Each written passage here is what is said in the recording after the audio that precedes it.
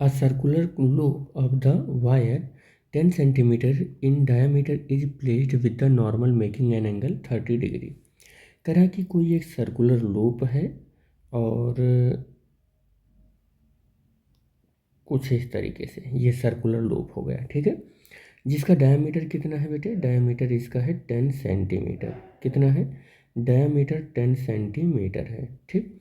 कह रहा है कि ये ऐसा प्लेस्ड किया गया है कि इसका जो नॉर्मल है वो कह रहा है कि direction of uniform magnetic field, जैसे मान लेते हैं कि ये मैग्नेटिक फील्ड है, ये क्या है, मैग्नेटिक फील्ड है, और मैग्नेटिक फील्ड 0.5 टेस्ला का है।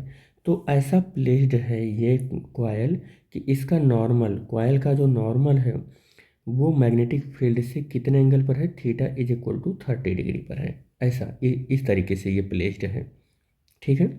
फिर कह रहा है the loop is ovaled so that it's normal rotate about the field direction at the constant rate 10।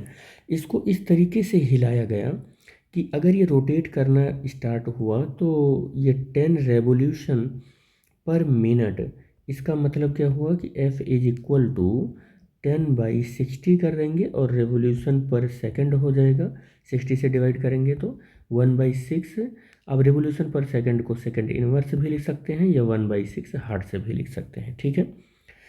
और कह रहा है कि जब इसको यहाँ पर देखो, जब इसको क्या कर दिया गया, थोड़ा सा ovaled so that it's the normal rotate, जब रोटेट कराया गया तो ये उसकी 10 रेवोल्यूशन पर मिनट से रोटेट करना स्टार्ट हुआ। लेकिन देखो कंडीशन देखो, angle between the normal and field direction अभी भी चेंज नहीं हुआ, वो 30 का 30 डिग्री ही रहा।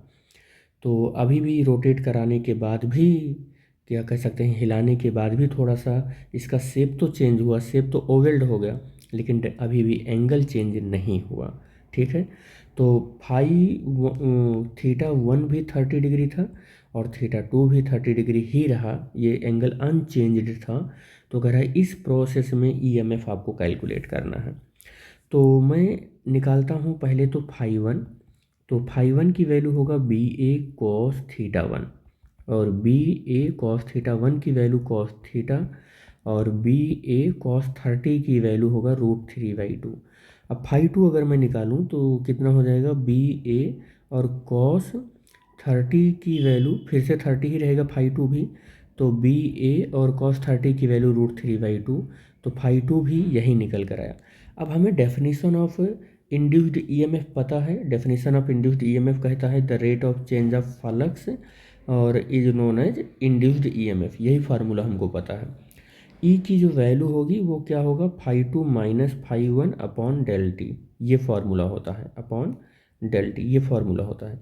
माइनस φ2 की वैल्यू रखेंगे तो बी ए √3/2 हो जाएगा बेटे।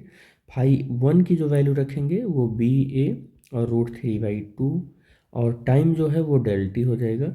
यहाँ पर आप देखोगे कि ये दोनों वैल्यूज सेम हैं, तो सेम होने की वजह से ये वैल्यू 0 अपॉन डेल टी आ जाएगा और ये 0 हो जाएगा। तो एंगल चेंज ही नहीं हो रहा है, तो हम ये देखेंगे कि यहाँ पर जो ई की वैल्यू है वो क्या आ जाएगी, 0 आ जाएगी। तो इंड्यूस्ड ईएमएफ यहाँ इस वाले केस में कितना आ जाएगा, वो 0 आ जाएगा बेटे।